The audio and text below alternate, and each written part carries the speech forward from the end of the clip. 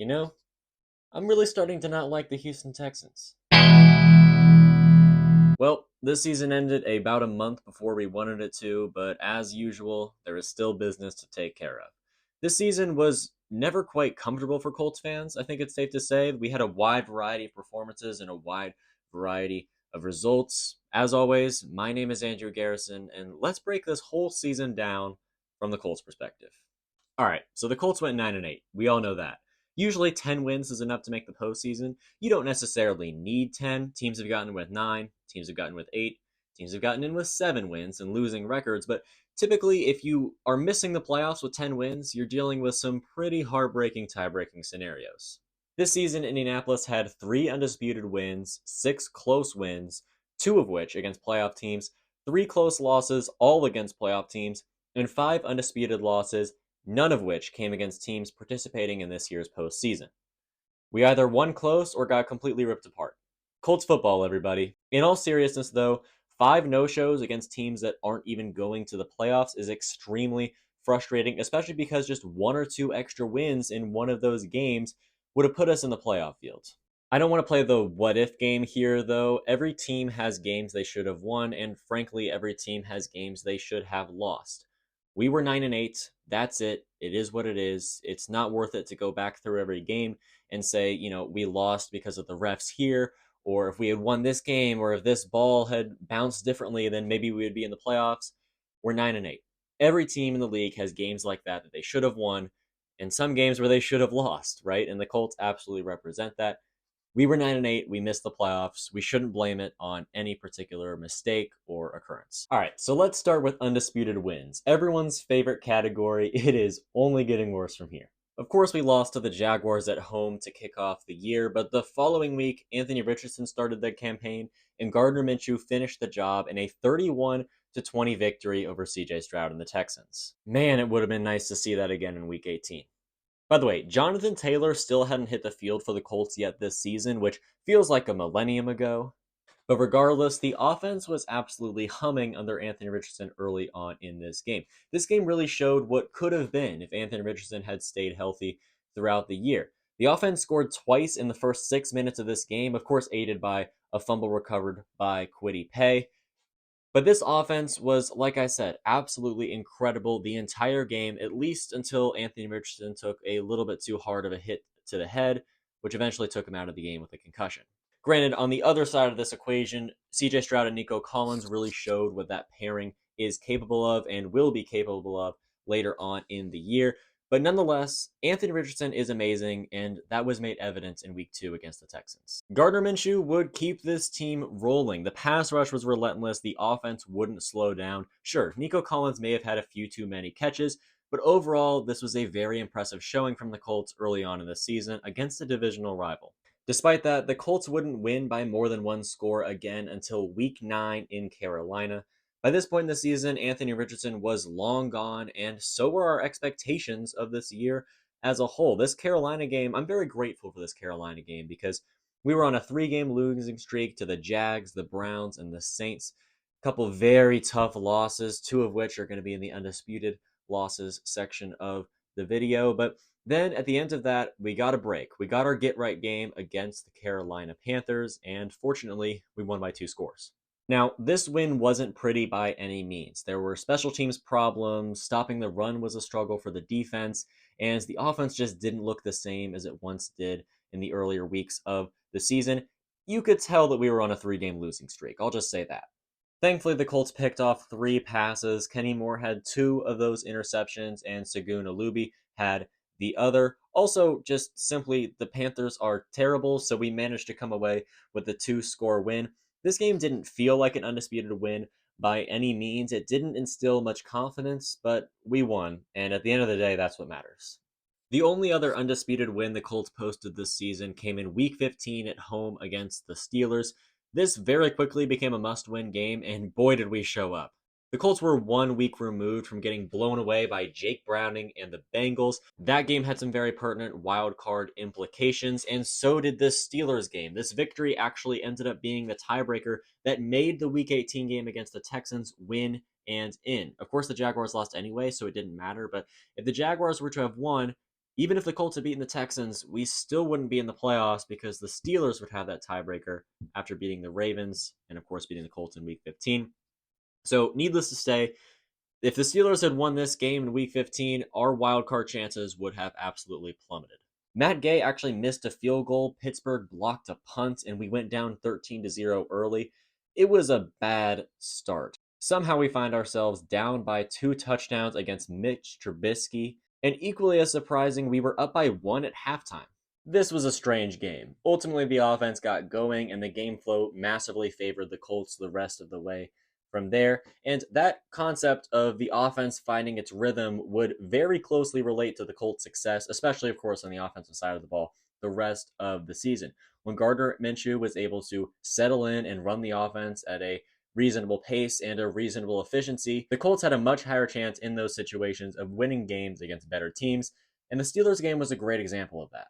Also, I don't mean to be rude, but the fact that the Steelers still have games to play in January is absolutely outrageous to me. I know they fired their offensive coordinator and Mason Rudolph is now their starting quarterback, but how on earth are the Pittsburgh Steelers in the playoffs? It's beyond me.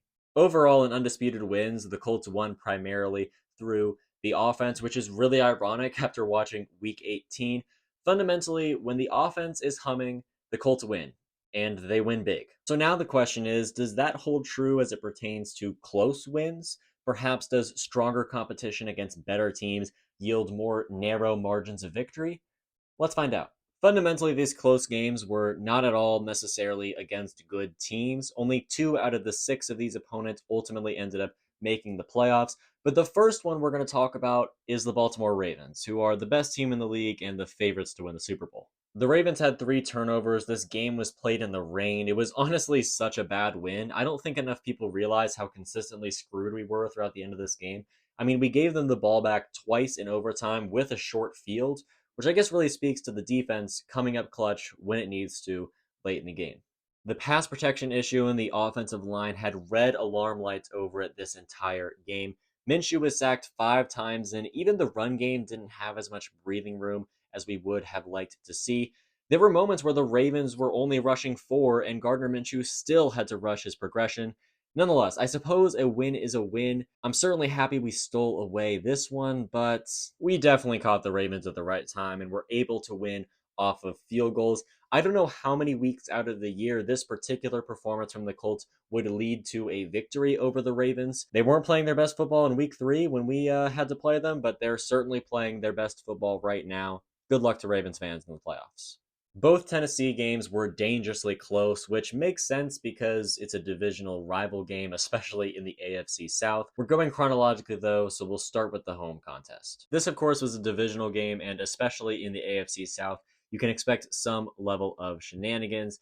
By the way, at the end of the first half, there was a 4th and 1, and Minshew threw to Granson on an out route in the flats. It was a very similar pass to the one to Tyler Goodson in the Texans game, and this one was also dropped. Just thought I'd mention it. Once again, this win came primarily via field goals. It was field goals, a good run game, an established defense, and occasionally Gardner Minshew popping up the most unbelievable throw of all time. That was pretty much the Colts this season, and it showed here. Once again, the Colts won this game as well, through and through, but I'm curious as to how many teams this performance would have been good enough to beat. Does that make sense? It was enough to beat the Titans, but it may not have been enough to beat any one of the teams currently in the playoffs. Granted, this was earlier on in the season, but perhaps it's a harbinger of us missing the playoffs. On the bright side, though, we did see what the connection between Anthony Richardson and Josh Downs is going to look like in the future. I am very, very excited to see those two play with each other in the coming years. We casually hopped across an ocean to play the Patriots in Germany, and we won 10-6. Now, everyone pretty much gets a free pass in this game because it was played overseas in Germany, but this was not a great showing by any means for Indianapolis. Thankfully, the Patriots offense is so bad. I'm not trying to point it out or anything, but wow, it really helped us win this game. It was another poor win, and I think that really explains why this season felt so volatile, where our wins didn't feel convincing, our wins didn't feel reassuring, and of course the losses didn't exactly raise our spirits either. This season overall just felt very unstable from start to finish because of that fact that the wins weren't convincing and the losses were crushing. Let's move on now to the Buccaneers game, which we won 27-20 at home to extend the win streak to 3 since the bye. Minshew played well outside of two terrible interception worthy plays. Only one of them ended up being turned the other way by the defense, but the pass game found rhythm, and Gardner Minshew had a great touchdown run as well. This game had plenty of problems. There were miscommunications in the secondary, missed field goals, Minshew's turnovers, a failed 4th and 6 that probably just could have been a field goal try. And Baker Mayfield had his way with this secondary at times, even on 4th and 10. Ultimately, enough was done to win this game, but there are problems in the secondary. The secondary did lack some strength at the end of this game. Baker Mayfield is great, but there are plenty of better QBs out there. It's almost nightmarish to think about what they could have done to this Colts secondary on this performance against the Buccaneers. That the secondary is an issue I hope we address in the draft, and it's not time to talk about the NFL draft yet. We'll have plenty of time to do that. We beat a playoff team at home. It was a crucial win, but consistent dominance has not been a common sight for the Colts, especially this season, and that makes playoff contention unreliable. Many of these games in the middle of the season felt very stagnant to me. There wasn't very much variation in the performances from the Colts. Sometimes the Colts would win a close one because of it, like we saw against the Buccaneers, and other times the opposite was true. We have two more close wins to go over, starting with the Tennessee road test. Derrick Henry stomped all over us. Will Levis had open receivers all day long. Gardner Minshew had more turnover worthy plays. It sounds like a bad game, another poor performance. So, how did the Colts win this game? This game, I would say, really proved that Gardner Minshew is a good quarterback, right? He managed the game very well, commandeered some long and efficient drives. One of them ended in a fumble inside the 10, and another one, there was a fumble recovered by the Titans and returned to the end zone on a 2-point conversion, which I suppose we could call a pick two. But with the help of the defense and two punt blocks, Minshew kept us in this game the best he could, and in the end, positioned us to win it. And we did. Now, of course, undoubtedly, it would be great to have Anthony Richardson back. It would have been great to have him healthy this entire season. But I think us Colts fans take for granted, and I think we need to realize how very lucky we are to have Gardner Minshew as our number two guy. Things could have gone a lot worse this season for the Colts if a much lower quality QB was backing up Richardson in the first place. But I think we hit the lottery with Gardner Minshew, who is, in my opinion, the best backup in the league. Or at least one of them, right? Joe Flacco is another story. Once again, though, this game was won by field goals. I don't feel great about that. There were a lot of missed opportunities in the red zone and even missed opportunities at the goal line. Overall, overtime was avoidable, but thankfully, Minshew was able to get things done in the fifth quarter. We have one more close win to go over, and that, of course, came in Week 17 against Vegas. This game was a perfect representation of how the Colts win. The defense properly limited the Raiders' strengths, and that gave Gardner Minshew the wiggle room to operate this offense without being under pressure and feeling like he needs a touchdown in the next 5 seconds because the defense did its job on the other side of the ball. And that combination led to Minshew doing exactly what he needed to do to win. Sure, the Raiders aren't some Super Bowl contender. They're not even in the playoffs. They're actually lower in the standings than us. But the Colts really improved against teams like this, against teams like the Raiders throughout the season. All of that culminated in Week 17 against Vegas in a must-win game. It was great to see. So that was it. That was all 9 wins posted by the Colts. The defense was stout when it needed to be, and it allowed Gardner Minshew to succeed. It's not a foolproof plan and won't lead us to wins over Super Bowl contenders by any means with the roster that we have, but it was enough. It was nearly enough to qualify for the playoffs, but of course we didn't, which naturally means that we lost games. So let's talk about those losses. The Indianapolis Colts were 4-3 against playoff teams, but all 3 of those losses were by margins of 1 score or less. The good news is that the Colts were 6-3 in games decided by that margin, but 3 painful losses against truly great teams really kills the spirit. Per usual, we'll go through these chronologically, starting with the Los Angeles Rams at home, a 26-23 loss that turned out to be a complete overtime thriller. Now, the Rams offense really came into its own at this point in the year. Puka Nacua and Tutu Atwell turned out to be complete stars at receiver, and Kyren Williams turned into a very reliable back as well. I understand the fact that no one could cover Puka all year, but corners were getting beat, zones were getting penetrated. It was a problem. And it was especially a problem when Matthew Stafford could fit balls into impossibly small windows. We're going to have to talk about the secondary in a later video. Obviously, if you watch this game, you'll remember that it was terrible in the first half. The offense never found its footing. Richardson fumbled. Both teams missed a field goal. All of that is just made worse by the fact that the Rams couldn't stop scoring. But Anthony Richardson is a unit. He makes plays that other quarterbacks simply can't imagine. He escapes pressure and improvises like no one the Colts have ever seen on their roster and can make acrobatic throws that are just absolutely stunning. He unleashed all of that in this second half as the defense locked down, the defense adjusted, it limited the Rams' yards after catch, and even threatened to pick off a few balls. This was undoubtedly the best loss of the season. Anthony Richardson was doing it all. He ran for yards, he passed for yards, he ran for touchdowns, and he passed for touchdowns. It was unbelievable. All of this while the defense did its job to complement the offense, seeing just the entire team work together to give itself the best chance to win, all centered around one star rookie quarterback. It was incredible to see. It was especially nice to see against a team that would turn out to be an elite playoff contender and maybe an NFC championship contender in the LA Rams. Now, Anthony Richardson wouldn't play very much after this game because of injury, but we know what's coming if he can stay healthy. The Indianapolis Colts are on the come up, and we very much saw that in this game against LA. Another great loss came at home against the Browns, and yeah, we all remember this one. Cleveland would turn out to be a legitimate Super Bowl contender, and this 39-38 loss absolutely stung. Both teams traded big plays early on. Jerome Ford ripped off a 50-plus yard touchdown, and Josh Downs did the same before Julian Blackmon picked off Deshaun Watson. Now, Minshew led the offense to 38 points against the best defense in the league, despite multiple turnovers. The offense truly proved here that it could go shot for shot with a Super Bowl contender like the Cleveland Browns. Granted, Deshaun Watson did get hurt for the Browns later in this game, and they ended up being led by PJ Walker, but the Colts offense undisputably outperformed that of the Browns. The Browns recovered a fumble in the end zone, blocked a field goal, picked off Gardner Minshew, and more. Obviously, props to the Browns for taking advantage of those opportunities and forcing the issue on defense. But even still, despite all of that, the Colts still only lost by one to the Cleveland Browns and had a chance to win it at the end. Now, was this game stolen by the refs? Yes. Twice, actually.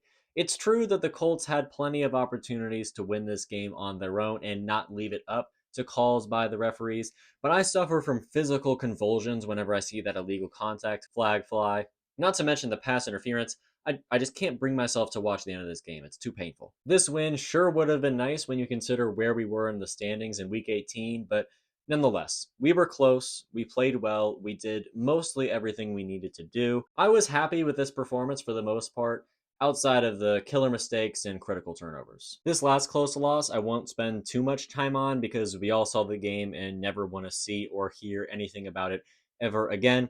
But in Week 18, the Colts lost to the Texans by 4, so here we are.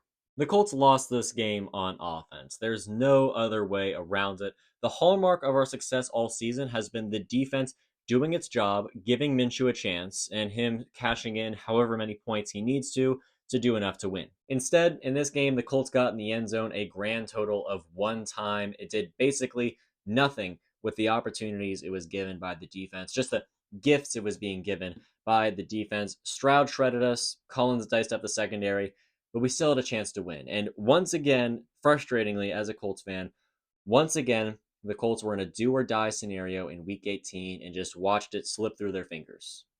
Literally. The Texans game was a culmination of all of the problems we have on this Indianapolis football team. It was the worst close loss of the season, obviously, considering the gravity of the situation. And that was it. So those were the close losses, mostly encouraging, but occasionally very, very frustrating. If you're still watching, first of all, thank you. We're now going to descend into the deepest and darkest depths of the video, the undisputed losses. There were 5 undisputed losses, all of which came against teams that also missed the playoffs, so this will be fun. As with all tragedies, we have to start at the very beginning. Week 1 versus Jacksonville. By the way, not to ruin your day or anything, but the Jaguars started this year 8-3 and then ended up completely collapsing and missing the playoffs with a 9-8 record, just like us. But we played the Jaguars twice in that span when they were 8-3 and playing their best football. We played the Texans in week 18 when they were playing their best football. It's just, it would have been really nice if those were flip flopped and we played the Jaguars in week 18 when we had a much better chance to beat a team that was on the downswing, I suppose you could say. Unfortunately, we caught both teams at the worst possible times. Obviously, none of that matters. I just find it interesting. It's on the team to succeed no matter what obstacles were placed in front of them, and the Colts certainly failed to do so in week 1 against Jacksonville. It was week 1. It was Anthony Richardson's first game. The Jaguars were defending AFC South champions at this time. All of that is true. It would have been a pleasant surprise to see this team pull out a win in this game in week 1. The offense still needed time to gel, but we did see some flashes of the defense showing its clutch third and fourth down stops. Only down 3 in the final 5 minutes, the Colts actually had a really great chance to steal away a win in this one, but Anthony Richardson ended the game by throwing a bad pick. Now, I was okay with this loss. It was closer than it seems. It's only on the undisputed list because it was more than a one-score loss. But I was totally fine with being just close with the Jaguars early on in the season. Richardson's pass game still needed time to develop. The offense still needed time to develop as a unit. Not mad about this one. We rematched the Jaguars in week 6, this time at their place, and naturally the curse of the Colts going to Jacksonville continued its tyrannical reign over our schedule. My fight or flight response kicks in every time I see that Jaguars logo at midfield. Gardner Minshew started this battle for the top of the division, and he did all right. Quickly, we went down 14-3 in this game off of a strip sack by Josh Allen. This pass protection issue for the Colts just really shined bright once again in this game against the Jaguars. With that said, Minshew had his fair share of turnover-worthy plays that were 100% definitely his fault. One terrible interception allowed the Jaguars to go up 3 scores at the half. A hypothetical 14-point swing if the Colts were able to score on that drive if that interception did not happen. He then threw 2 more interceptions in the next quarter with multiple other turnover-worthy plays throughout the game. Safe to say, this game just got completely out of hands very quickly. And the Colts just weren't performing at a high enough level to go drive for drive with the Jaguars. We've been able to go drive for drive, score for score with Cleveland, the LA Rams, and other playoff Super Bowl contending teams when the Colts are performing at their best. But anything less than 100% the best the Colts can possibly do just it hasn't been enough to take down a playoff contending team when that playoff team is also having a good day. We padded our score late, but this was a bad game. The secondary was consistently on the back foot. The Jaguars' pass rush had absolutely nothing in their way. Minshew was just off his game the entire time. It was bad. It was really bad, and the Jacksonville curse continued. New Orleans is next. We're done with division rivalry games for now, but some of these losses are so much worse. The Saints game is included in a tough 3-game losing streak that nearly doomed our season completely. Thankfully, we mentioned earlier that we had the Panthers game, which is a nice break to get back and get right ahead of the rest of the season. The offense looked great on its opening drive, but so did the offense for the Saints early on in this one. The Saints offense would just continue to keep their foot on the gas, and the Colts just couldn't keep up. The Colts really looked great for the entire early portion of this game, but failed to punch in a touchdown at the goal line. Then on the subsequent New Orleans drive, Rashid Shaheed grabbed a trio of massive gains, one of which for a touchdown. In the third quarter, Minshew threw yet another atrocious, unnecessary interception, and the Saints pulled away from there. The offense for Indy completely fell off the rails, and the Saints, on one of their best offensive days of the season, were able to do whatever they wanted, and much to no one's surprise, that led to a resounding New Orleans victory. The Saints are a team that barely missed out on the playoffs and certainly don't deserve to be there, but they were still able to dismantle the Colts. Really, the Colts had no hope against elite teams or even average teams having a good day if the Colts weren't playing near perfect offensive football. Hopeless losses then littered the schedule because of that, and here we sit at the end of the season at 9-8. At Cincinnati in Week 14 in a crucial wild card race game, the Colts found a methodical sense of rhythm on offense until it reached Bengals territory, and then it was time to kick field goal after field goal. Once again, the defense allowed Joe Mixon to run for 500 billion yards, it felt like, and the special teams wasn't on point either, with 4 lost points on special teams as a missed field goal and a missed extra point. Just a bad game, once again. We really saw in this one how when the offense gets into Bengals territory, it falls apart, the drive is dismantled, and we have to kick a field goal. It was just a bad game, plain and simple. Some teams can win on bad days, but the Colts just aren't even close to that level at this point in their franchise history. Ronnie Harrison had a pick 6 that made this one look closer, But the offense just had nothing all night. And when you have an offensive-minded head coach, that isn't encouraging at all. Now, the Bengals were hot and on a win streak, sure, but there were far too many Colts mistakes in this game. Dropped passes, muffed punts, missed kicks, missed tackles, batted passes, interceptions. I won't list anymore. 20 unanswered second half points for the Cincinnati Bengals is a recipe for Colts failure. It was a bad game. We were firing on no cylinders. Speaking of bad games, we have one more for you. Atlanta, Week 16. Many fans are calling this game the one that ended our season or the one that doomed our playoff hopes. It certainly felt like it. I mean, this was a do or die wild card game. It was a must-win wild card game because it would give us a safety net. It wasn't do or die, but it would have given us a safety net and allowed us to maybe have room for losses to the Raiders or the Texans, which we did end up losing to. But the problem was it was actually do or die for the Falcons. Their season was practically over if they lost to the Colts, and they treated it as such. Indy had a great opening drive in this one, but the problems came when Taylor Heinicke decided to be just the best player on the field. Atlanta had been a run-first team all year with Bijan Robinson, and of course we know Arthur Smith had some problems with using his star players correctly, but in this game, Heinicke was making throws all day long to Kyle Pitts, to Scotty Miller, everyone. Atlanta really leans into the pass rush as well. At this point in the year, teams have been recognizing Indianapolis's problems with the pass protection and leaning a little bit heavier on blitzes for these opposing defense. Really made it impossible for Minshew and the offense to move the ball, with him getting hit every other play. And that was it. This game was over long before the clock hit zeros. A 29-10 loss that completely tore down our safety net and really raised questions about our playoff legitimacy. And what makes things worse is that right at the end of the game, right when Minshew was starting to have an opportunity to, settle in with his offense and maybe mount a fourth quarter comeback, right when the offense found its rhythm, the pass protection fell apart and Minshew's efficacy declined because of it, whether he was sacked, whether he was hit, or whether he was just rushed and had to throw an inaccurate pass.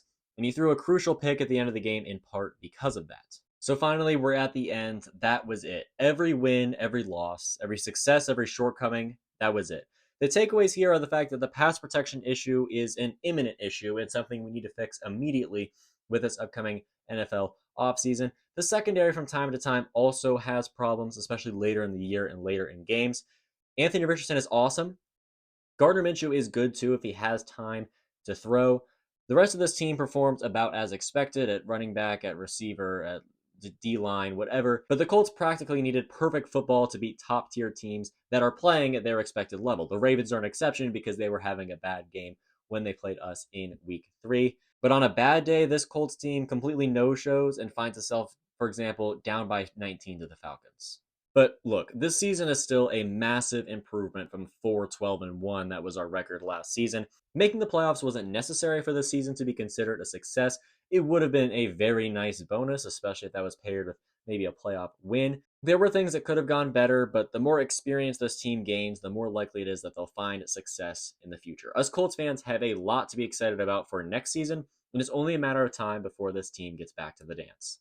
If you're still watching at the end of this video, first of all, thank you, sincerely. This channel has existed for a very short time, but it's already undergone a lot of changes and improvements.